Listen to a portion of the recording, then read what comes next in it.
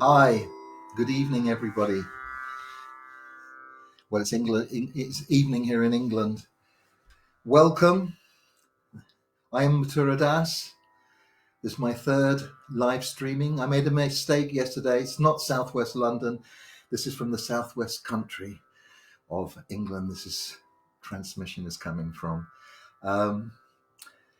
It's wonderful to be able to share all of this with all of you wonderful people, new and old friends, and people who will see this after it's even gone on live.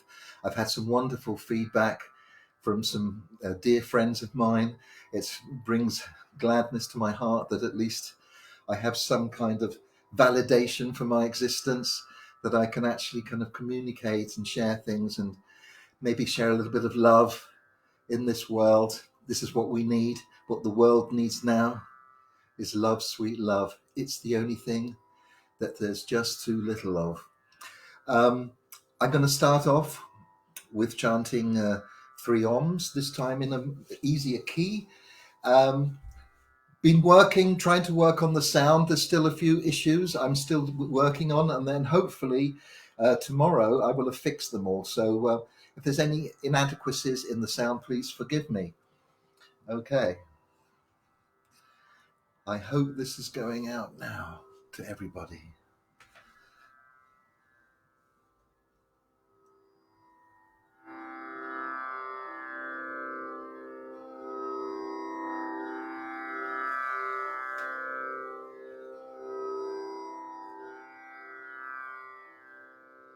Hari Om.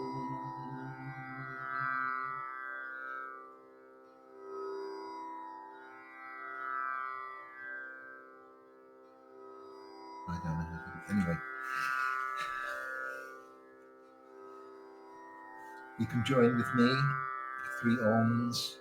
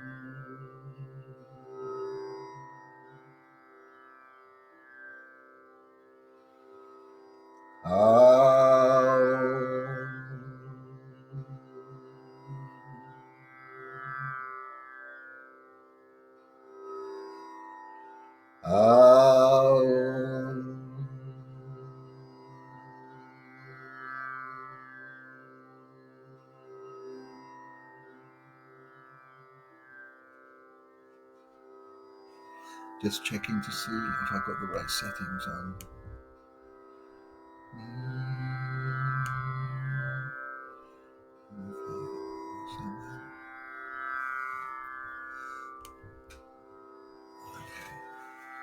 Well, I hope this is going through. I hope this is you're receiving this. I'm going to start off.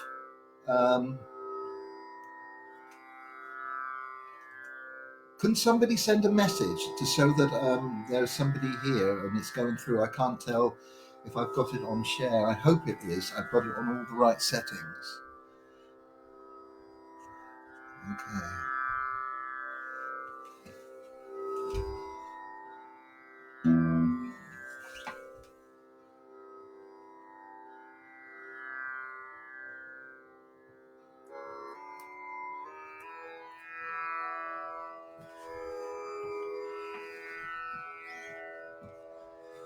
This is a little chant of Radhi Govinda, and I composed this song while going on a train to the 2001 Kumbh Mela from Jagannath Puri.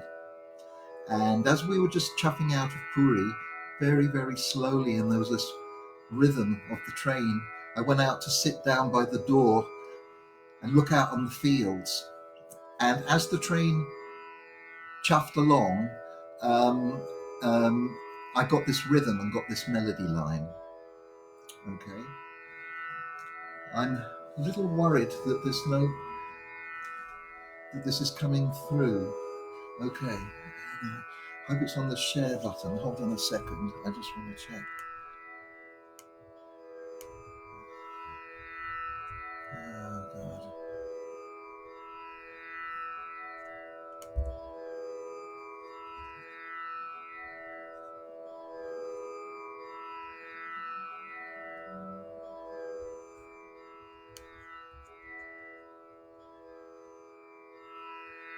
Okay.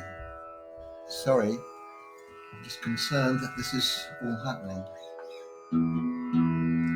Okay, thanks, Jean. That's great. I'm okay.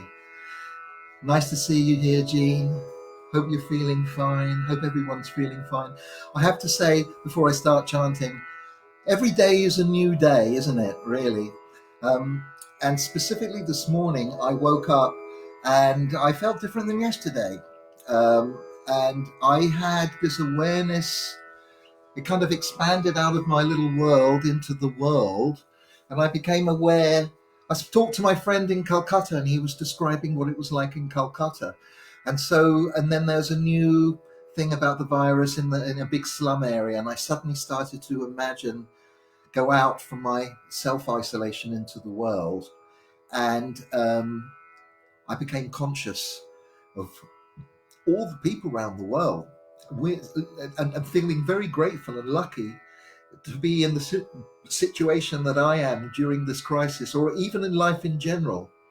And not everybody has got it as cushy or as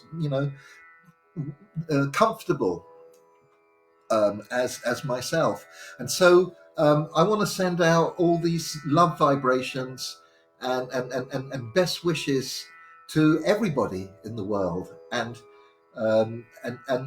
somehow or other, there's some kind of empathy going on today, where I'm going to sing another song later to deal with that. But for now, I'm going to carry on with Radhi Radhi Govinda, and I'm going to do a little instrumental, which is, if anybody's been to Vrindavan, the place of Krishna, especially if you go in the month of Kartik in October, November, all the fields around the area of Braj. Braj is an area in between Delhi and Agra, where the town of Mathura is, which I am named after, and it's called Mathura Mandal or Braj. And you have these little horses and carts called tongas. They're very quaint, and it takes about an hour to get to Govardhan Hill. And as you're going out on the tonga, just imagine you're going out on a tonga, you're going out into these fields, you're going to Govardhan Hill, to Radha Kund, and this is some music to create that vibe, and then we're all going to meditate on Radhi Radhi Govinda. So please join in. Hare Krishna.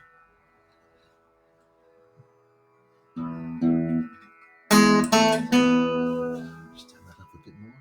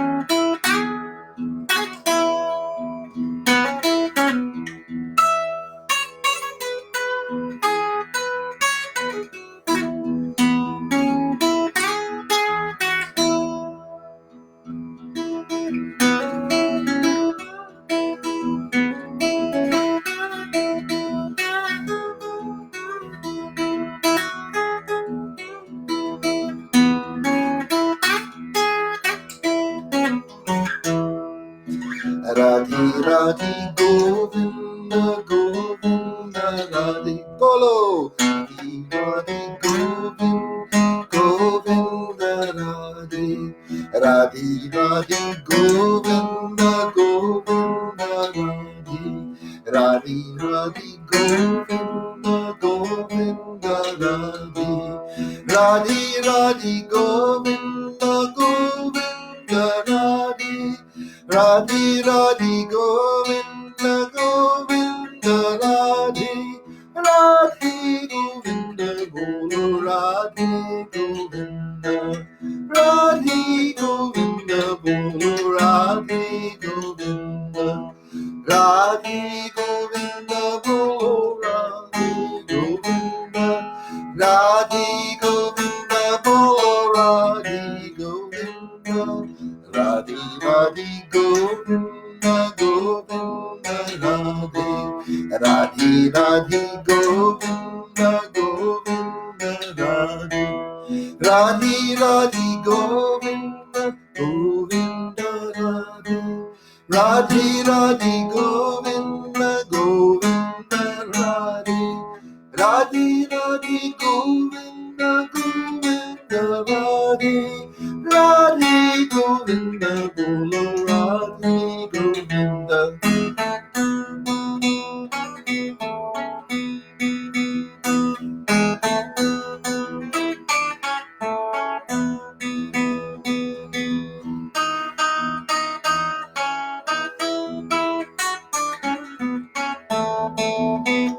Radhi Govinda Govinda Radhi.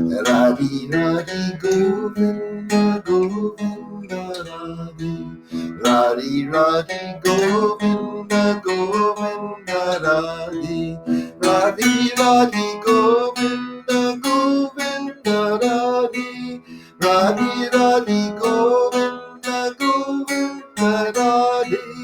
Radhi Govinda Bolo Radhi Govinda. Radhi Govinda Bolo Radhi Govinda. Radhi Govinda Bolo Radhi Govinda. Radhi Govinda Bolo Radhi Govinda. Radhi Radhi Govinda Govinda Radhi. Radhi Radhi Govinda Govinda Radhi.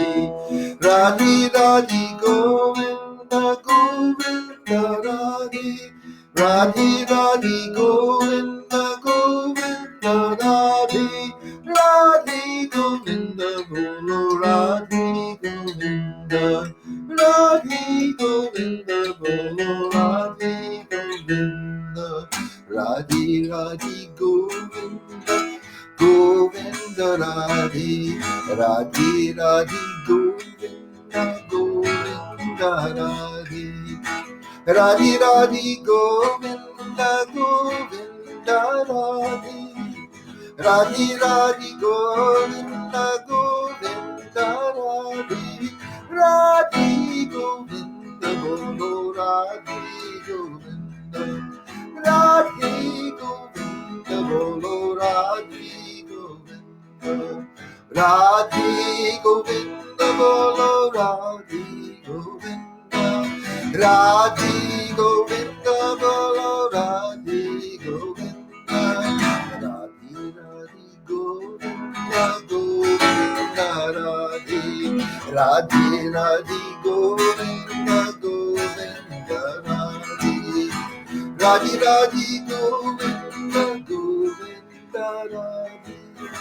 Radhi Radhi Govinda Govinda Radhi Radhi Radhi Govinda Govinda Radhi Radhi Radhi Govinda Govinda Radhi Radhi Radhi Govinda Govinda Radhe Radhi Radhi Radhi Jai Jai Shri Radhe Radhi Govinda Bolo Radhi Govinda Radhi Govinda Bolo Radhi Govinda Radhi Govinda Bolo Radhi Govinda Radhi Govinda Bolo Radhi Govinda Radhe Radhe Govinda Govinda Radhe Radhe Radhe Govinda Govinda Radhe Radhe Radhe Govinda Govinda Radhe Radhe Radhe Govinda Govinda Radhe Radhe Radhe Govinda Govinda Radhe Radhe Radhe Govinda Govinda Radhe Radhe Radhe Govinda Govinda Radhe Radhe Radhe Govinda Govinda Radhe Radhe Govinda Bolo Radhe Govinda Radhe Govinda Bolo Radhe Govinda Radhe Radhe Govinda Govinda Radhe Radhe Radhe Govinda Govinda Radhe Radhe Radhe Govinda Govinda Radhe Radhe Radhe Govinda Govinda Radhe.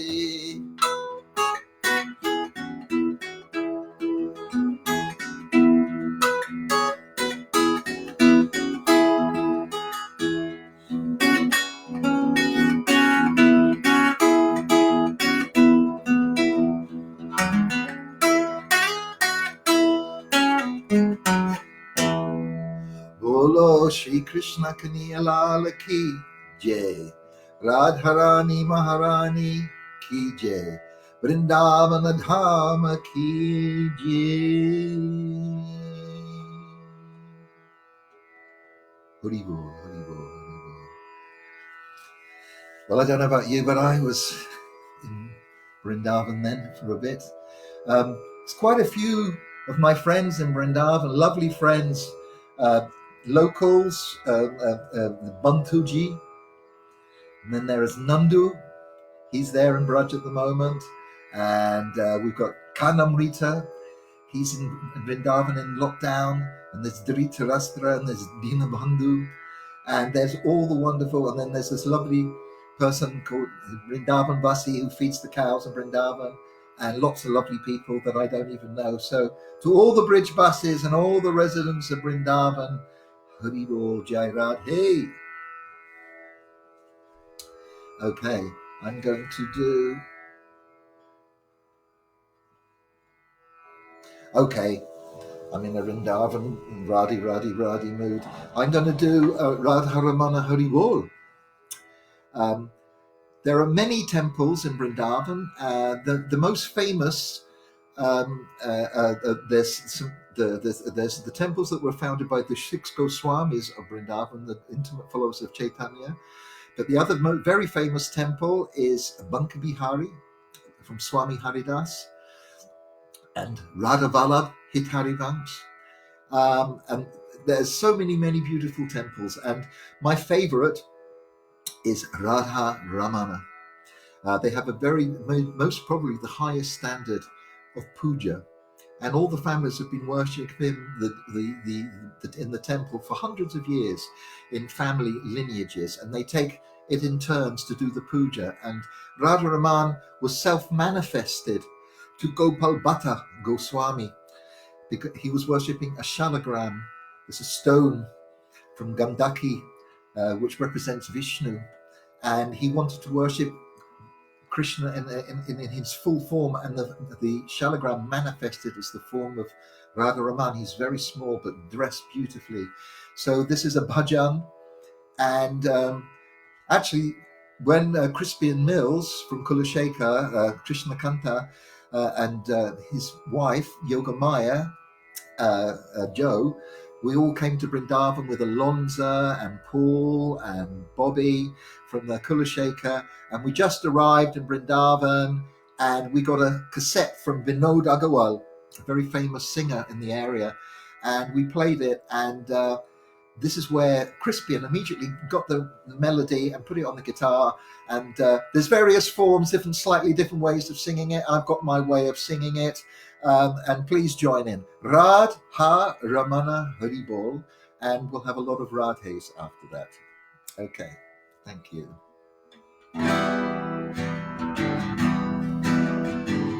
Call and response.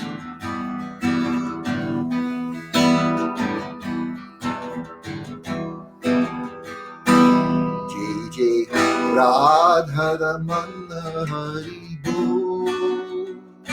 Jai Jai Radha Ramana Haribol. Jai Jai Radha Ramana Haribol. Jai Jai Radha Ramana Haribol. Jai Jai Radha Ramana Haribol. Jai Jai Radha Ramana Haribol. Haribol, Haribol, Haribol, Haribol. Jai Jai Radha Ramana Haribol. Jai Jai Radha Ramana Haribol. Jai Jai Radha Ramana Haribol. Jai Jai Radha Ramana Haribol. Jai Jai Radha Ramana Haribol. Jai Jai Radha Ramana Haribol. Jai Jai Radha Ramana Haribol. Jai Jai Radha Ramana Haribol. Haribol, Haribol,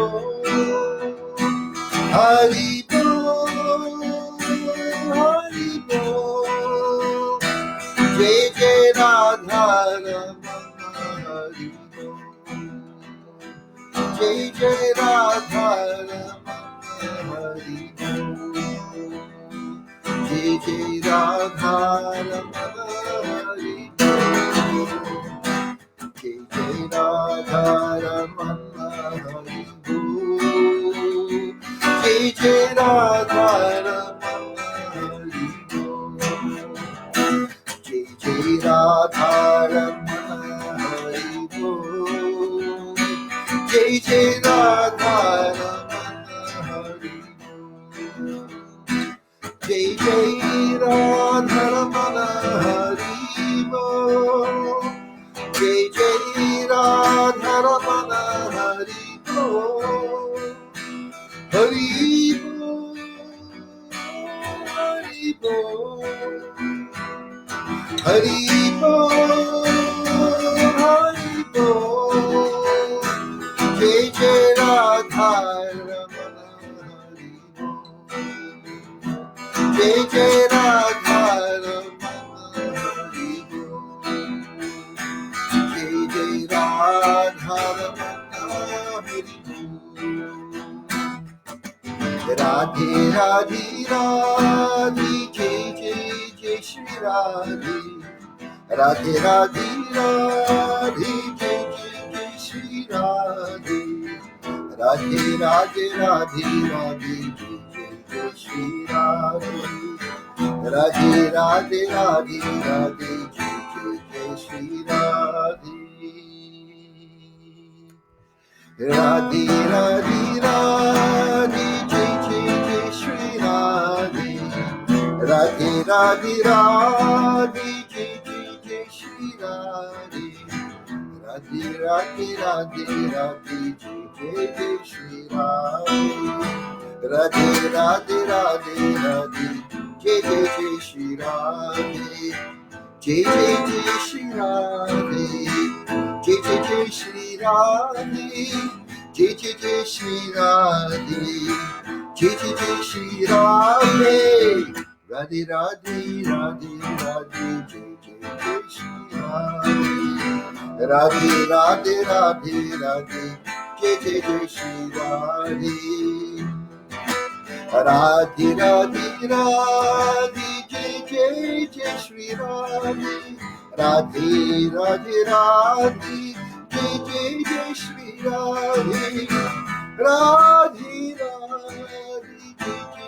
Shri Radhe Radhe Radhe Jai Jai Shri Radhe Radhe Radhe Jai Jai Shri Radhe Radhe Radhe Radhe Radhe Jai Jai Shri Radhe Radhe Radhe Radhe Radhe Jai Jai Shri Radhe Radhe Krishna Krishna Krishna Radhe Radhe Radhe Shyam Shyam Shyam Radhe Radhe Radhe Krishna Krishna Krishna Radhe Radhe Radhe Shyam Shyam Shyam Radhe Radhe Radhe Krishna Krishna Krishna Radhe Radhe Radhe Shyam Shyam Shyam Radhe Radhe Radhe Krishna Krishna Krishna Radhe Radhe Radhe Shyam Shyam Shyam Radhe Radhe Radhe Krishna Krishna Krishna Radhe Radhe Radhe Shyam Shyam Radhe Radhe Hare Krishna Krishna Krishna Hare Hare Hare Rama Rama Rama Hare Hare Hare Krishna Krishna Krishna Hare Hare Hare Rama Rama Rama Hare Hare Hare Krishna Krishna Krishna Hare Hare Hare Rama Rama Rama Hare Hare Hare Krishna Krishna Krishna Hare Hare Hare Rama Rama Rama Hare Hare Hare Krishna Krishna Krishna Hare Hare Hare Rama Rama Rama Hare Hare Radhe Krishna Krishna Krishna Radhe Radhe Radhe Shyam Shyam Shyam Radhe Radhe Krishna Krishna Krishna Radhe Radhe Radhe Shyam Shyam Shyam Radhe Radhe Jai Jai Radharamana Hari Bol Jai Jai Radharamana Hari Bol Jai Jai Radharamana Hari Bol Jai Jai Radharamana Hari Bol Jai Jai Radharamana Hari Bol Jai Jai Radharamana Hari Bol Hari Bol Hari Bol Hari Bol Hari Bol Jai Jai Radharamana Hari Bol Jai Jai Radharamana Hari Bol Jai Jai Radharamana Hari Bol Jai Jai Radharamana Hari Bol Radhe Radhe Radhe Radhe Jai Jai Shri Radhe Radhe Radhe Radhe Radhe Jai Jai Shri Radhe Jai Jai Jai Shri Radhe, Jai Jai Jai Shri Radhe, Jai Jai Jai Shri Radhe, Radhe Radhe Radhe Radhe, Jai Jai Jai Shri Radhe. Shah. The bluish black one, the colour of a monsoon cloud with lightning. And Radharani, the colour of molten gold. And together, Antaranga Krishna, Bahiranga Gora. This is the Swarup of Sri Chaitanya Mahaprabhu. He's entirely Krishna, but the complexion and the mood of Radha. But we will touch on that another time. But Sri Chaitanya is the origin of the lineage that I am connected to, the Gaudatiya Vaishnava Sampradaya, sometimes called the Chaitanya Sampradaya, because Sri Chaitanya, that was the name that he got given when he took sannyas in his 20s. He instigated the Samkirtan movement and popularized the chanting of the Maha Mantra, Hare Krishna, Krishna Krishna, Hare Hare, Hare Rama, Rama Rama, Hare Hare. We're going to talk about him. Look, I've sung now a couple of bhajans. Maybe I should sing one Western song before I start talking. But I've been starting a talk, the last two, and I'm going to carry on today. And it's not going to be over in just one class, one present class. It's a sharing telling stories, really. And I'm going to carry on after this next song. Okay, and I think the song that I'm going to do is The Garden of Love. This is another Bindu Baba song written with Pranaji, and it's on the EP. You can go on our page on Bandcamp, you can go on Facebook, you can check out the Bindu Babas, and we have all our songs there. We were very fortunate. We did 3 of our songs. I'm going to do a little name dropping now. Ian Pace, the drummer from Deep Purple, his wife is Jackie, and John Lord, his wife is Vicky, and they're wonderful people. And me and Prana used to go to their house in Henley for a regular meeting called Bliss Days. And actually, when I met them, Prana was in India. And when Prana came back from India, we went to these gatherings, and we performed some of our songs, and they liked them so much. They said, "What are you doing?" And we said, "Well, we would love to record them." And she said, "Well, why don't you do it in our studio?" And our son, James, I'm sure he would like to help you, wouldn't you, James? And James was really lovely. And we were very fortunate. We got Alonza, the bass player from Kulasheka, and Paul Winterhart. And they came, and we got drums and bass. And my friend Jay's brother Neil came, and lovely Julie came and sung. And we recorded these 3 songs, "Oh India," that I sung the other day, "The Garden of Love," and what was the other third song we sung? I'm trying to think. Oh yes, "Wrong Direction," but which is a completely beautiful song by Prana. And I can't really do justice for it to that song because it's a Prana song. But I'm going to sing "Garden of Love" now. It's kind of got a Latin feel to it, and this was inspired when I went in Bengal. And I was actually with Crispin when Crispin came to visit India on his first trip, and he met up with me in Bengal.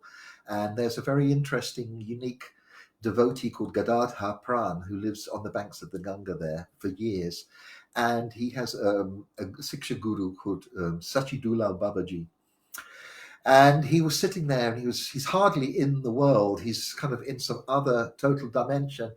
And he was sitting there bouncing, and he was singing the song in Bengali. And my Bengali, I'm not very good at it. And I asked my friend to say, "What's he actually saying?" And and he was listening, and he said, he's saying, go to the garden of love, go to the garden of love. You can go there any time, and no one even needs to know that you've gone, because it's in your heart. And I thought, that's great. And that stayed with me, and me and Prana have written a song about that. I might do these funny noises with my mouth because I don't have a beautiful trumpet player or instrumentalists.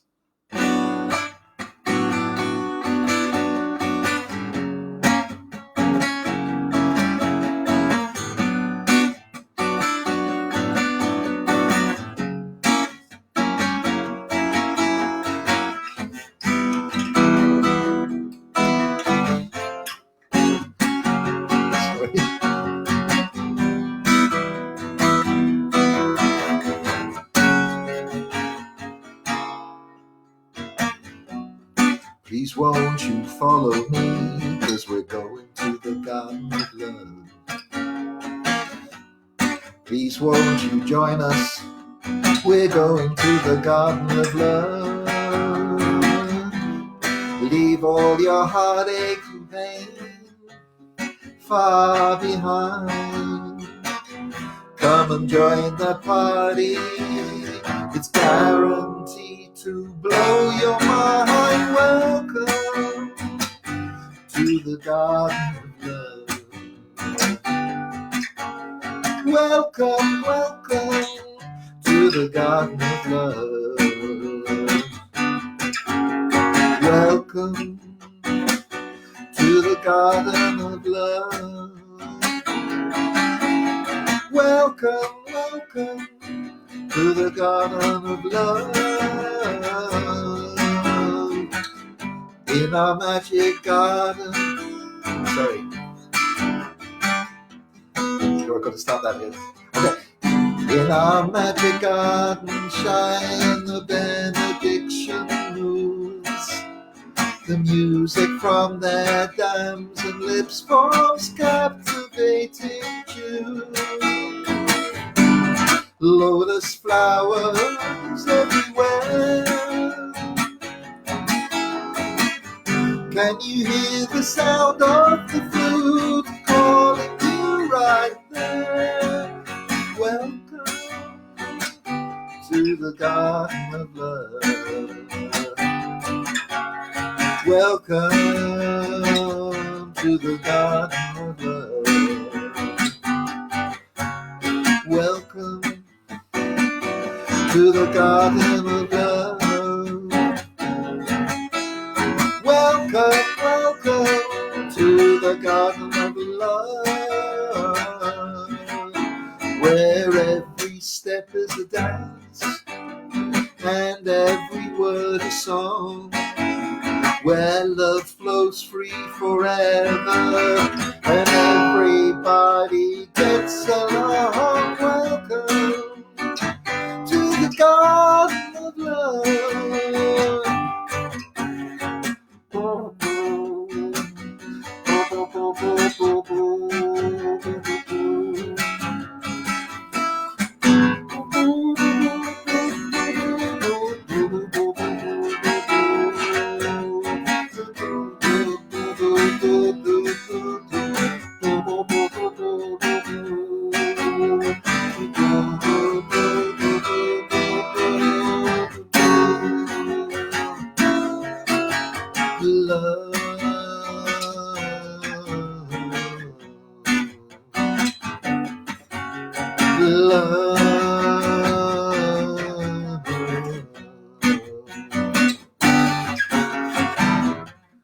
Please won't you follow me, 'cause I'm going to the garden of love.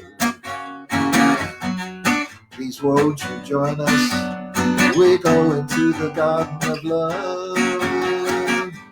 It's not so far away, thought I'd let you know.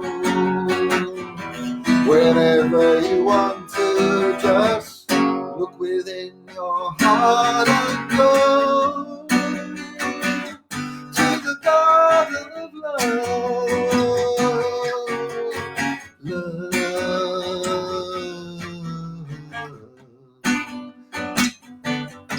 Join in. Love.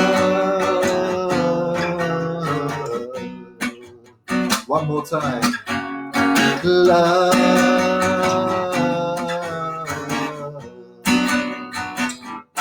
in the garden of love. Welcome to the garden of love. It's in your heart. You can go anytime. I screwed that up a little bit if you haven't played it for a while, so apologies there. Thank you for kind of sharing and joining in and with this bhajans and this kirtan, the chanting. And I'm going to carry on a little bit now about my this talk that I've started. The talk that I started on 2 days ago ended at a specific point. It's a historical overview about how the East and the West has come together. And I expect, if you want to know a lot about what I said, go to my previous post and check out what I said. There's a long process, a historical process, which brought the East and West closer and closer together. And I described that, and there was a process where the literature and the which is the Shastras, the Sanskrit texts of India, roughly as a kind of an umbrella name for them all, we will call them the Vedic texts, because they include all sorts of different types of writings that come from thousands of years ago, and they were translated into foreign languages. But specifically in English at the end of the 18th century by William Jones and Sir Charles Wilkins and some others. Wilkins did the Bhagavad Gita in 1785. And then I talked about the process where as the British stayed longer and longer in India and got deeper into the culture, more and more texts started getting translated, and also many foreigners, not just British people came to visit India because a lot of them became intrigued more and more by the philosophy and culture and spirituality that was in India. At the beginning, it was all just business. It was all about spices and cloth mostly. And basically, in 18th century in England, many of the houses all over Europe were decorated with beautiful cloth that was hand printed and woven in India, and clothing and cloth. India was famous even in Roman times. Most probably Julius Caesar's toga was woven in India, no doubt. So there's been this exchange going over for thousands of years, hundreds of years. But when we get to the end of the 19th century, this is a period where already the second half of the 18th century was a period where a huge amount of Bengalis, because the capital of India was Calcutta, which is the capital of Bengal. Bengal's a big state, really. It encompasses all. If you look on the map of India, there's the Bay of Bengal on the eastern side of India. Coming down the coast is Orissa, and then there's Bengal, and then there's what now Bangladesh, but that was East Bengal, and above that you've got Mizoram and Manipur and Meghalaya and Assam. And much of those cultures have lots of kind of links in their culture, basically. And so Calcutta was very, very prominent in that part of the world, and also prominent in the whole British Empire. It was a great center of business and culture. Very beautiful. If you ever managed to see some of the beautiful engravings that were made by two brothers, the Daniels and some others, they traveled all over India. If you go to the Victoria Memorial in Calcutta, you can see some of those. And if you don't manage to get to Calcutta, if you're in Delhi, just go to and visit the Imperial Hotel on the Janpat, and they got one of the greatest collections of original Indian lithographs and prints on the ground floor. It's fantastic. And when you see how absolutely beautiful Calcutta was, there in the middle of Calcutta to this day is the Maidan. It's this big open space. And all down the side of it, where there were all these palatial buildings, and then the government buildings, and there was lots of very rich Bengali as well, not just foreigners in Calcutta. And I mentioned yesterday that one of the people that is very instrumental in this connection to this lineage and bringing the culture and the spirituality of Bengal, specifically the philosophy of Sri Chaitanya, to the West, was a person born as Kedaranath Dutt, and he later became known as Bhaktivinoda Tagore. Is an extremely important person, and if anybody is interested to know more about this personality, I highly recommend a book called Hindu Encounter with Modernity by Shukabhat Das. And in that book, he actually explains who Bhaktivinoda Tagore was, the cultural milieu that he appeared in, and has a huge section from his autobiography that he wrote for his younger son, Lalit Prasad.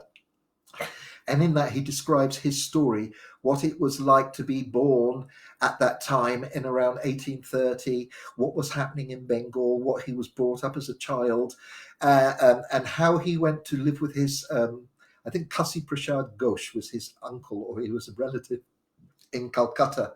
And he went to stay with him, and he got his education there, along with other members of the famous Tagore family, the most famous being Rabindranath Tagore. And as the time progressed, what actually happened was these class of Indians, I explained that, they were belittled by the British, and in a sense, they almost had like a chip in their shoulder that they wanted to kind of get rid of. And actually, the whole British plan backfired. They wanted to develop a class of Bengalis that would rule or control India for them, because there was only a handful of them.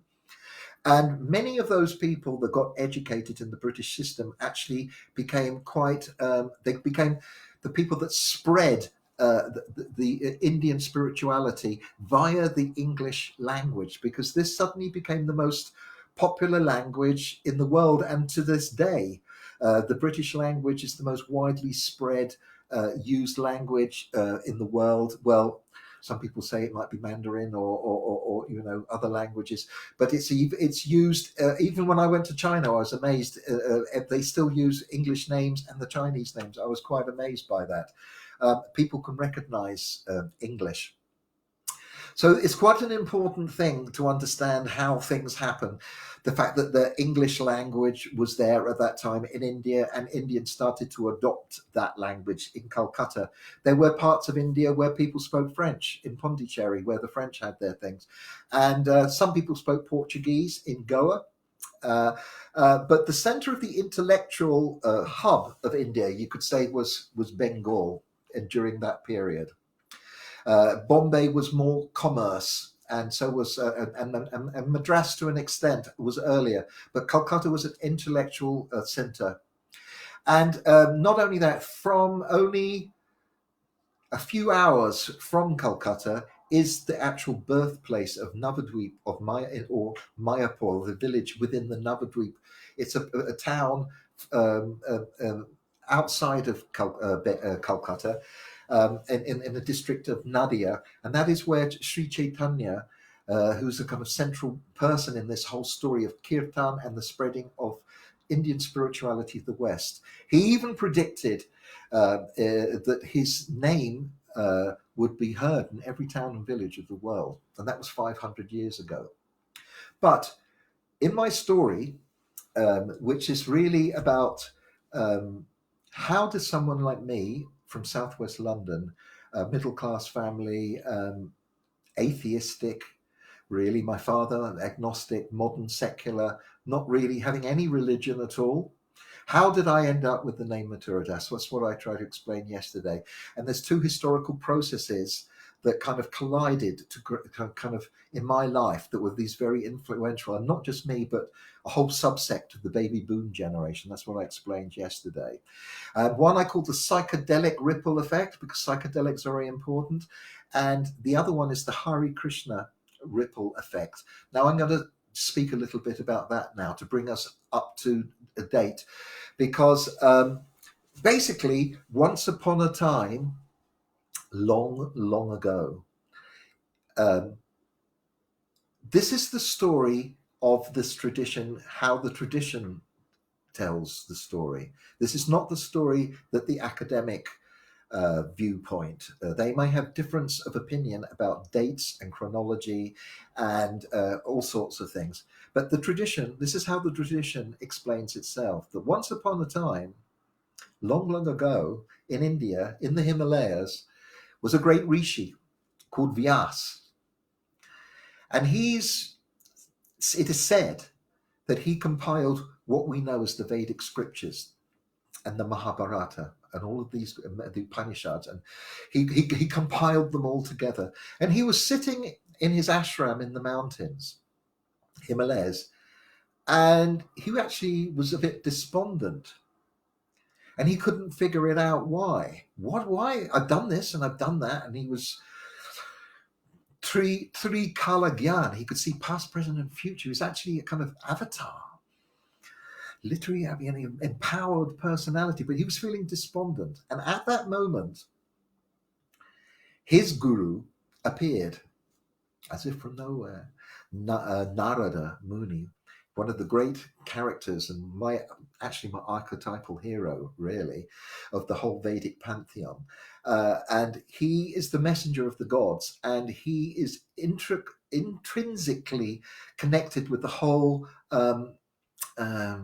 the stories of the god. He's the messenger of the gods. If you read the Puranas and all the other texts of India, within any god, Narada constantly appears at the right time and is crucial in the telling of the story and passing on messages. And he said to Vyasa, the reason that you're feeling a bit dissatisfied, even though you've done so much, a compilation of so much information and knowledge.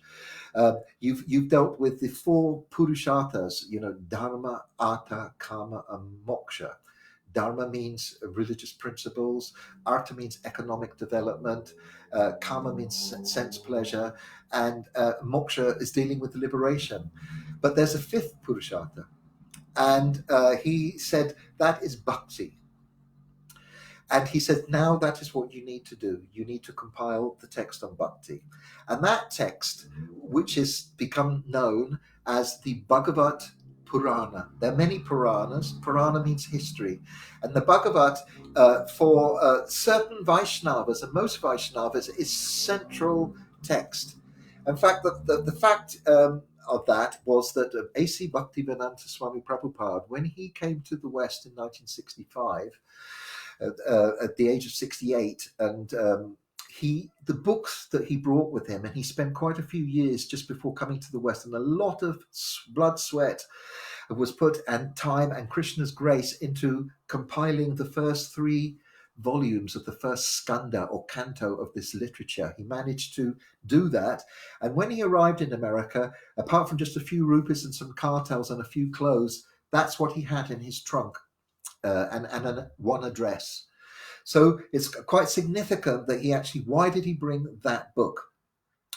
Okay, so within that book, the Vedic literatures, I've mentioned the word Vedic is a kind of umbrella term to encompass many, many texts. Within those, they focus on many, many different aspects of the absolute truth, basically. And the Bhagavat specifically focuses on bhakti. And bhakti is what I'm going to be talking about. So that's the lineage that I've been connected to, and in relationship with a few other schools. So over time, now according to the Vedic conception, when Krishna's avatar, Krishna, when he appeared about 5,000 years ago, when he left and he departed from this world, this age that we're in called Kali Yuga, the ages are called yugas. Basically, this is the age. It's considered the age of quarrel and hypocrisy. And sorry, I just got a message on my thing. It's the age of quarrel and hypocrisy, and it's called the Iron Age, basically. I've just got to get rid of that. And I've lost my train of thought now. Sorry, excuse me.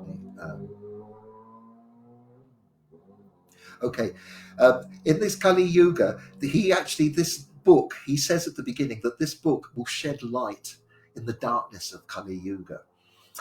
And the Vedic culture that had been prominent thousands of years ago, the old system that had been going on for millions of years, according to the Vedic story over yugas and yugas, it went into a kind of decline. And after about 1,500 years,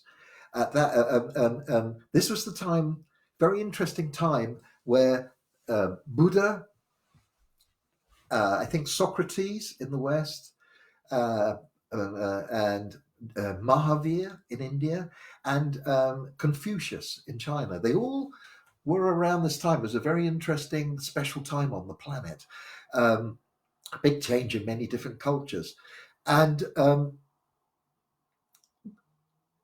Buddha and Mahavir, there were kind of actually reformist movements within what we call Hindu Dharma. They wasn't called Hinduism at that time, but it came out of that. And but Buddha was a reformist, and he kind of rejected the Vedic literatures as the ultimate authority and created his own teachings.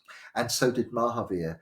And when you go to India, some of the most incredible sculptures and temples that have lasted over since time are in Rajasthan and Gujarat. They're in the Jain religion, and much of Buddhism actually left India after a certain period. It was very, very prominent all over India. Even Mathura, the place of Krishna, was a big center of Buddhism, huge. And it's even said that some of the first sculptures of Buddha were carved in Mathura, But somehow or other, Buddhism kind of left India with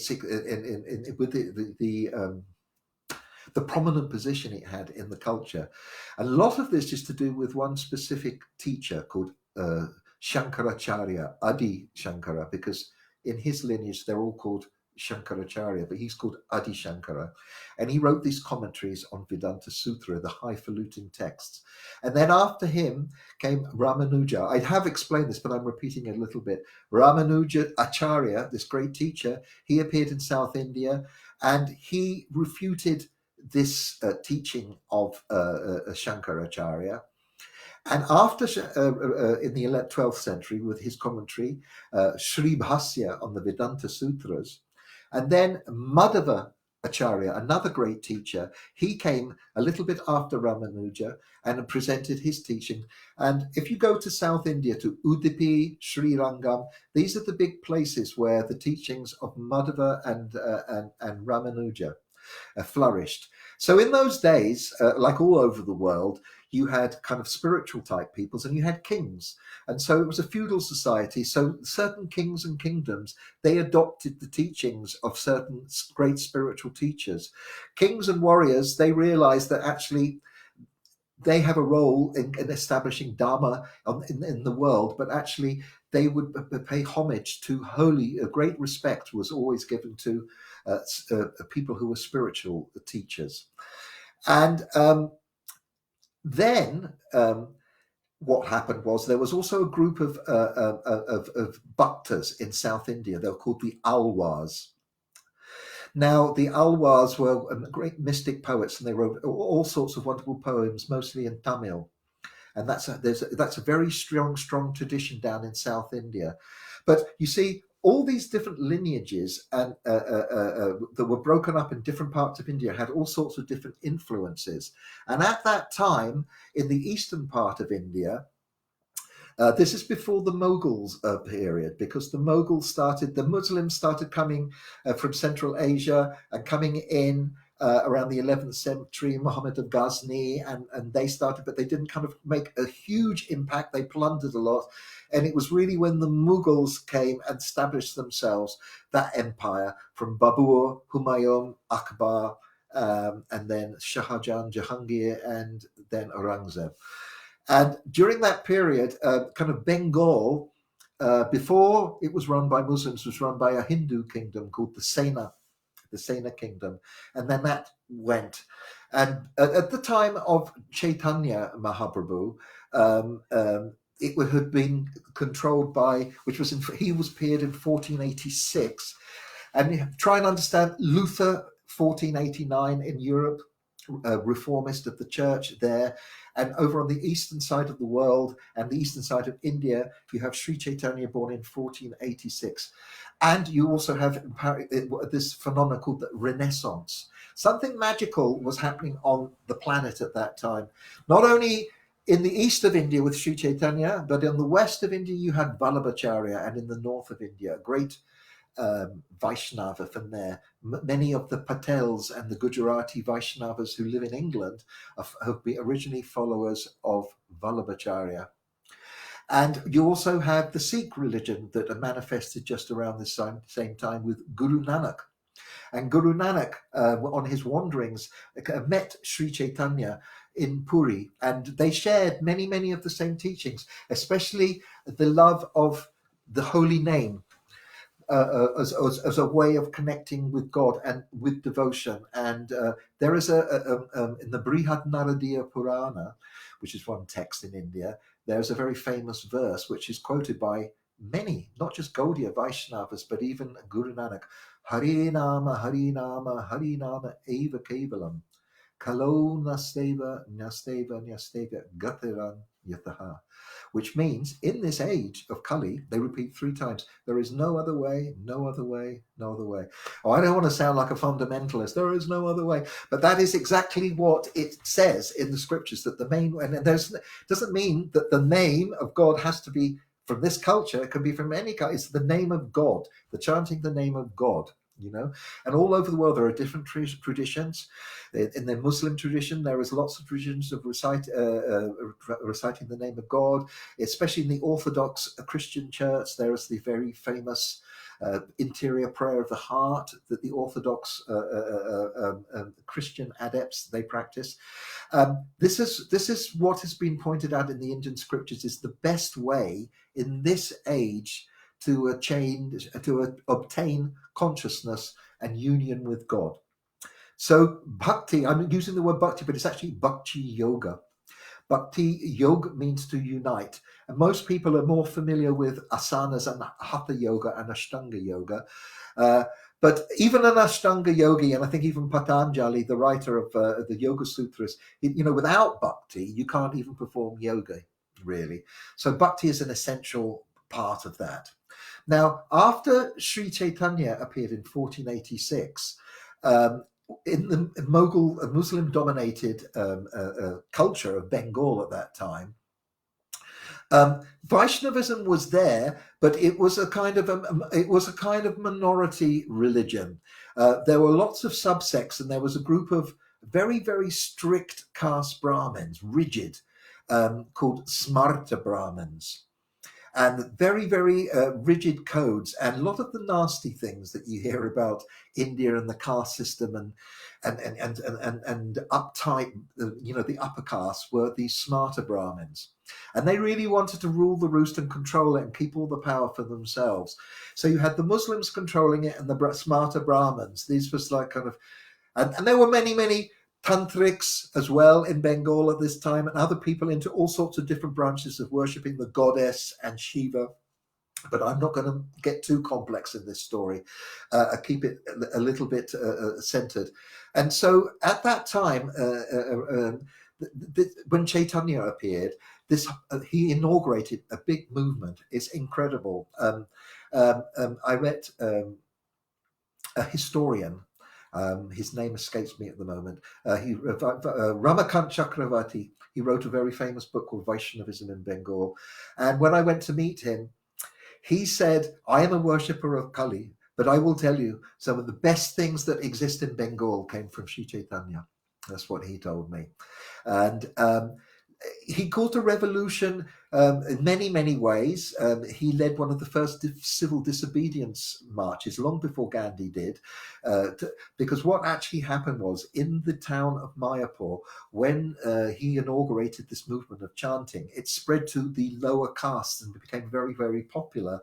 And it caused a bit of a social disturbance. And the smarter Brahmins, they were getting a bit upset because this was disturbing their power base. And they complained to the local Kasi, the Muslim in charge, and said, you got to stop this. He's bad news, this Chaitanya and his guys going around, and they have these clay drums like I have here, made of clay, and they're called Kol, Sri Kol, a part of the Mridanga family, and part of the whole tradition is to chant the names, not just sitting privately, but loudly in Naga Kirtan with cymbals called kartals. So this movement of the influence of the chanting spread and spread until they became very upset. And the Chand Kazi, he just thought, okay, I'll stop these people, and he set some people out and stopped the kirtans, and these people broke the drums, and they came running back to Chaitanya. He said, please, Chaitanya, what can we do? They stopped us banging the drums, and this caused a bit of a furore in the town because Chaitanya's power base had got really, really big. And it's in both the hagiographies on Sri Chaitanya, Chaitanya Bhagavat and Chaitanya Charitamrita, that were written about 400 years ago, just after Chaitanya. It describes in detail this. It was a very momentous time. Thousands or hundreds at least of people went in the villages at night with torches, and the people towards the Kazi's house. And then there's a famous talk. They thought that they were going to burn down the house, but actually they all kind of stopped. And then there's a famous discussion between Sri Chaitanya and the Kazi. And you can go to this day, and go to Chand Kazi's tomb. And actually he became very favorable to the mission of Chaitanya Mahaprabhu. And after that, there was no smashing of the drums, and the culture started to spread like that. And so the Chaitanya later went off to Puri, but the movement was spread by Nityananda, who was his associate, but I'm not going to get into too many details. So before Chaitanya appeared, there was three great poets in Bengal, in that eastern part, and that was Chandidas, Vidyapati in Mithila, and then Jayadev, who wrote Gita Govinda, which is the most famous text of that period. Gita Govinda, an edict was made by the king of Puri that only the Gita Govinda should be performed and danced in front of Jagannath in the big temple in Puri.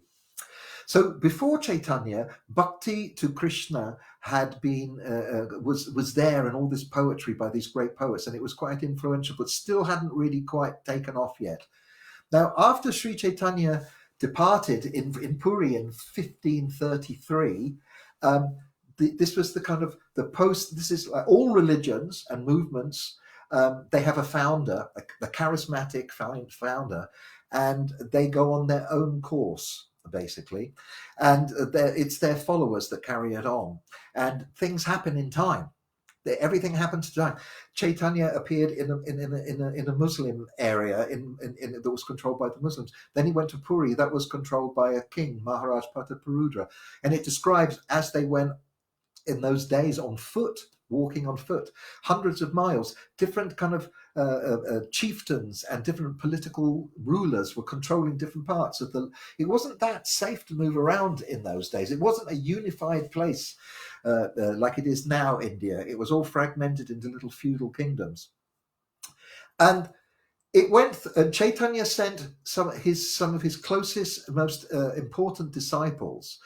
They were called the six Goswamis, notably two brothers, Rupa and Sanatan, who had been very high up in the Bengal government under Hussein Shah. They were considered some of the top scholars of Sanskrit and Persian of their time, and they gave it all up to become mendicants. And they had a brother called Anupama, and he had a son, so their nephew called Jiva. They would all be very, very instrumental in formulating the philosophy and the identity of this religion of Chaitanya, because he himself didn't actually write anything. He only left these famous prayers called the Shikshastika prayer that have been recorded down. And so he sent them to Vrindavan. At that time, Vrindavan, that I mentioned earlier, and I sang, which is not far from Delhi, was lots and lots of forests. And there were a few kind of Krishna bhaktas there and holy people. And there was the town of Mathura. But many of the places connected with Krishna Leela have been forgotten.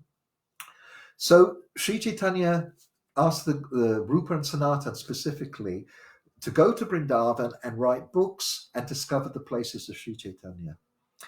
Those books that were written on manuscripts came back to Bengal quite a bit later through the next generation, Narottam, Shamananda and Srinivas. And they came, stayed in Vrindavan for about 5 or 7 years, and then they came back to Bengal with these manuscripts, and they were all handwritten and passed around and passed around and passed around. And this is how the ideology and the philosophy of Gaudatiya Vaishnavism became rooted and solidified over generations. Just to give you an idea, I have a very dear friend here in England, Himanshu Goswami, and I'm very close with his whole family, and with Himanish, who's specifically is a great, wonderful tabla player and a friend. And Himanshu, who's a little bit older than me, he's 14th generation from Vaishnav Rai from Shillette, who was an associate of Chaitanya Mahaprabhu. Just to give you an idea of timeline, coming from that time to now, to the present day, how many generations this tradition has gone through. So basically, in Vrindavan, with the establishment of this Gaudiya culture, I consider there's a kind of golden triangle of Vaishnava culture in India, this Gaudiya culture specifically, because that's Bengal, where it originates, Puri, where Chaitanya Mahaprabhu went to stay, and it's a great place of Krishna worship, and Vrindavan. I consider that the golden triangle. It's a kind of Gaudiya culture. It's a kind of an amalgamation of the 3 different places into one specific culture. It developed over time. Now, I'm going to jump a few hundred years and come to the modern period, and then we come to Kedaranath Dutt, who I mentioned earlier, born in 1835, I think, in Bengal. And he passed in 1914, just when the First World War was starting. And I'm not going to go too much more on this talk now, because I've already talked a lot. But this takes us also back. I just wanted to bring that Hare Krishna ripple into line with where I got on my last talk, which was coming up to the end of the 19th century as we turn into the modern era. And what is going on, has gone on in this time, is the tradition itself has gone through a process, and then it takes on a slightly different turn during the period of the British in Calcutta. And this is a time when many followers of Sanatana Dharma and of Gaudiya and Vaishnavism and Chaitanya, they started to think about their religion in relationship to world religions, in relationship to Christianity, in relationship to other schools of thought in India. It was they were forging an identity. And during this process, basically, with Kedaranath Dutt, the seed came for what became the International Society for Krishna Consciousness, which I am a part of. And I'm going to carry on the rest of this talk probably tomorrow, and then you can figure out, and I will tell you what happens next. You see, it's a story, so I've taken you that far. I've taken you from once upon a time long ago in the Himalayas, and brought you kind of up to the date. This is a very quick overview. This is the tradition talking about itself, and there is also going to be this psychedelic story, and that's all coming tomorrow. So please join me tomorrow for some more songs and talk. I'm going to sing one more song just to close up, and this is Vaishnavism is theistic. What does that mean? You have atheism, theism, and theistic means, and you have monism, but monotheism. Okay, monotheism is about believing there is one supreme absolute truth. Now, you know, the Abrahamic religions of Judaism, Christianity, and Islam, they claim that they're the kind of big monotheistic, and they look at Hinduism as polytheistic. But actually, if you look at the philosophy of even Shankara and the Vaishnavas, ultimately behind this dance of manyness and hierarchies of being is one supreme absolute truth. There's an absolute truth who manifests in different forms and manifests as the creation in all sorts of interesting ways. So we can get into that later. But I'm going to sing a song which is theistically bound in the Bhakti tradition, but it's a Western song that me and Pranaji wrote. And it's There's a very famous series of books, Conversations with God. I think his name's Donald Walsh. I've only read one of them, but I found it very interesting. The idea is that prayer is not just a one-way street. We can actually, if we listen after praying to God, if we listen, because within our hearts is the Antaryami, the inner dweller, the Paramatma, the super soul, God within the heart. If we listen, we can actually tune in to the Paramatma. We can be guided, and this is the teachings of all spiritual religions, really, in the world. Is God is not somewhere far away. God is right here. He's immanent. He's there with you in your heart, and so that was the Garden of Love. And so this is about an idea about having a conversation with God, and God talks back to you. That's the idea behind this song. Okay, it's called Walk in the Park. Could be called Walk in the Beach or Walk in the Forest, but it's that when you go off, get out of all of the stuff that's going on, and you just walk and you start to unwind and chill out, and then you get into your mind starts to clear, and then you think and you clear and you just talk to God. This is about going on in that mood. Okay, here we go.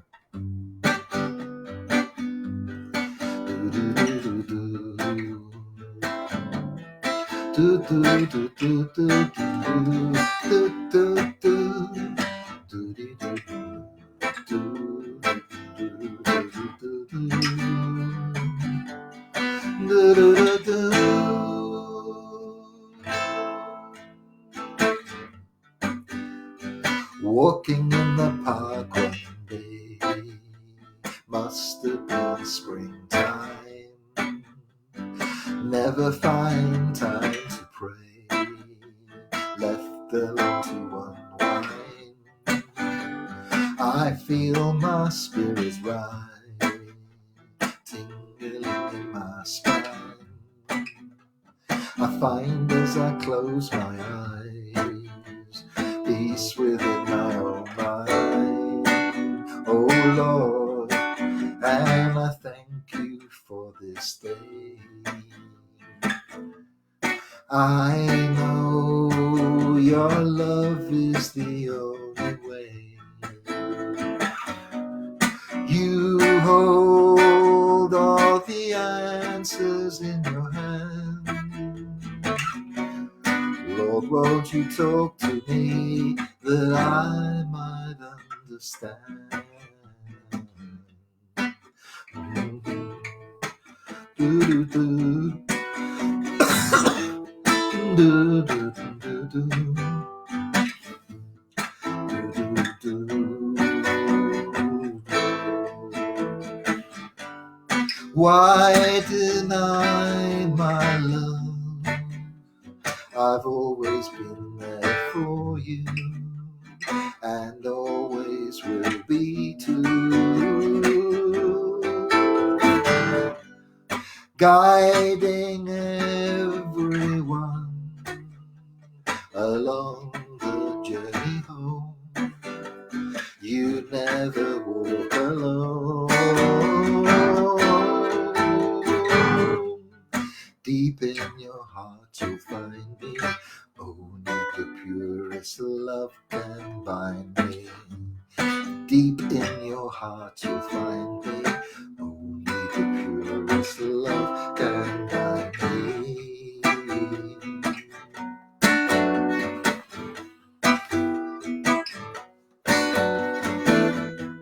You need but surrender. Put your trust in me, and always remember your faith will set you free.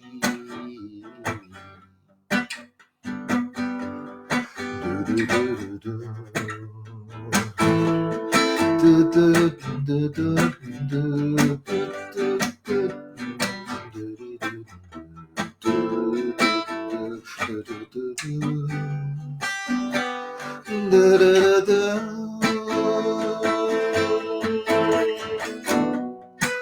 Oh Lord, and I thank you for this day. Your love, mine is the only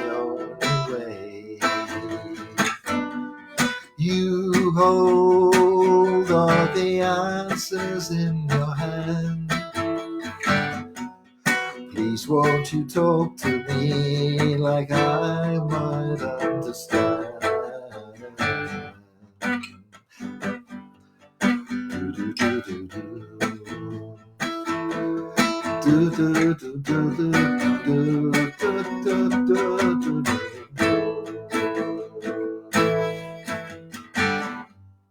Deep in your heart you'll find me. Only the purest love can bind me. Deep in your heart you'll find me. Only the purest love can bind me. Deep in your heart you'll find me. Only the purest love can bind me.